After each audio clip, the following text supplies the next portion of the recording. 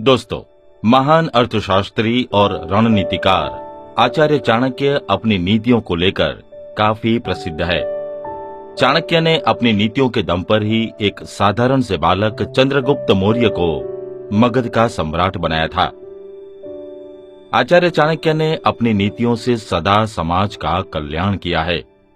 उन्होंने नीति शास्त्र की भी रचना की, जिसमें धन दौलत, परिवार, रिश्ते, दाम्पत्य जीवन, संतान, मित्र और शत्रु समेत सभी विषयों को लेकर सुझाव दिए हैं।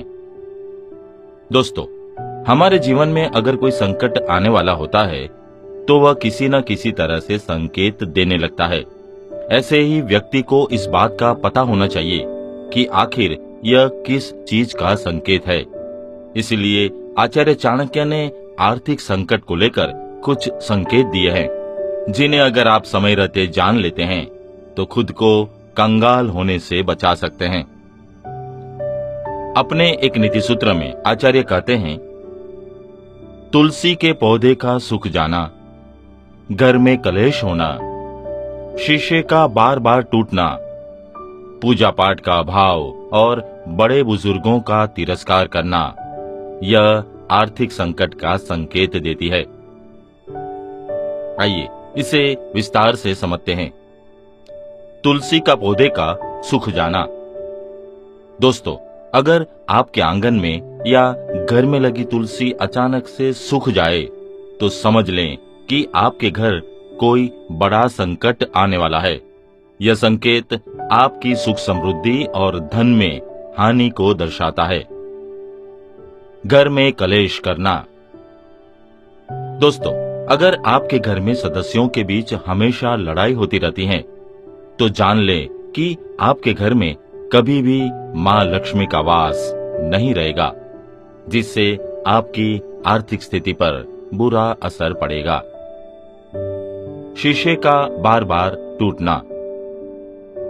दोस्तों, आचार्य चाणक्य के अनुसार जिस घर में बार बार शीशा टूट रहा है तो समझ लें कि उसकी आर्थिक स्थिति पर बुरा असर पड़ने वाला है। इसलिए अगर घर का कोई शीशा टूटता है तो उसे तुरंत फेंक देना चाहिए। पूजा पाठ का अभाव होना। दोस्तों, जिस घर में दिन की शुरुआत पूजा पाठ के साथ नहीं होती है, वहां पर मां लक्ष्मी का वास कभी भी नहीं होता है, जिससे घर में दरिद्रता वास करती है। बड़े बुजुर्गों का तिरस्कार करना। दोस्तों, आचार्य चाणक्य के अनुसार जिस घर में बड़े बुजुर्गों का सम्मान नहीं किया जाता है, वहां पर कभी भी संपन्नता नहीं रहती है। इसीलिए हमेशा अपने बड़ों का सम्मान करना चाहिए। आइए इसके अनुसंधान में एक छोटी सी मोरल स्टोरी सुनते हैं। एक बार की बात है, गौतम बुद्ध मगध राज्य के एक गांव में ठहरे हुए थे।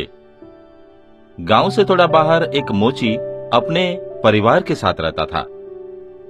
उस मोची के घर के पास एक तालाब था। एक दिन रोज की तरह सुबह मोची तालाब किनारे पानी लेने गया। वहां उसने तालाब में एक बहुत ही अद्भुत पुष्प देखा। वह पुष्प देखने में बहुत ही सुंदर था और चमत्कारिक भी प्रतीत हो रहा था। मोची ने तुरंत ही अपनी पत्नी को बुलाया और वह पुष्प उसे दिखाया। मोची की पत्नी आध्यात्मिक और धर्म में आस्था रखने वाली थी। वह पुष्प को देखते ही समझ गई कि जरूर कल यहाँ से गौतम बुद्ध जी गुजरे होंगे। उन्हीं के प्रताप से यह पुष्प खिला है। पुष्प को चमत्कारिक मान मोची ने एक योजना बनाई। उसने अपनी योजना के बारे में पत्नी को बताया कि वह इस पुष्प को राजा को देगा और उनसे खूब सारी स्वर्ण मुद्राएं लेगा। उसकी पत्नी ने भी सोचा कि यह पुष्प उनके किसी काम का तो है नहीं, इसे राजा को ही दे दो, कम से कम कुछ कमाई तो हो जाएगी। पत्नी की सहमति के बाद मोची राजमहल की ओर निकल गया। राजमहल के रास्ते में उसे एक व्यापारी मिला। मोची के हाथ में पुष्प देखकर वह रुक गया। उसने मोची से पूछा, ये पुष्प लेकर कहाँ जा रहे हो? मोची ने कहा कि वह पुष्प को लेकर राजा के पास जा रहा है। वह राजा को इसकी भेंट करेगा और राजा से मुंह मांगा इनाम लेगा। व्यापारी ने मोची को प्रस्ताव किया कि अगर तुम पुष्प मुझे दे देते हो तो मैं तुम्हें 100 स्वर्ण मुद्राएं दूंगा। मोची सोच में पड़ गया। उसने सोचा कि जब व्यापारी इस पुष्प के लिए 100 स्वर्ण मुद्राएं दे रहा है तो राजा तो और ज्यादा देगा। यही सोचते हुए उसने व्यापारी को पुष्प देने से मना कर दिया।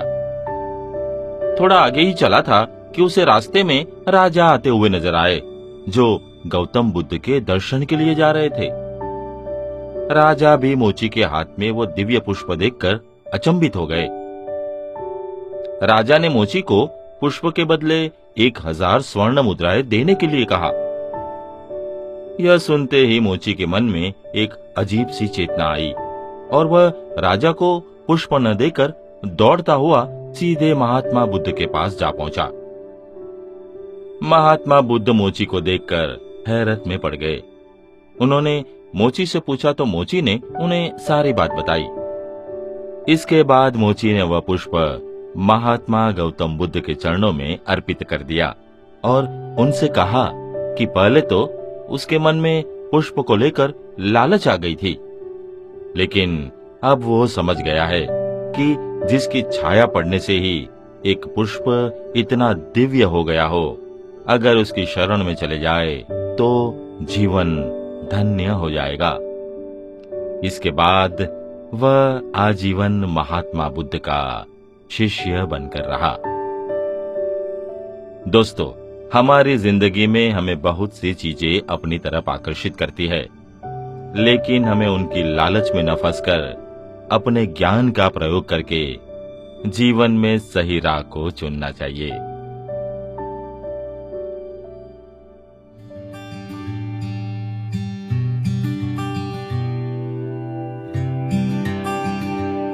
दोस्तों, आज के एपिसोड में बस इतना ही।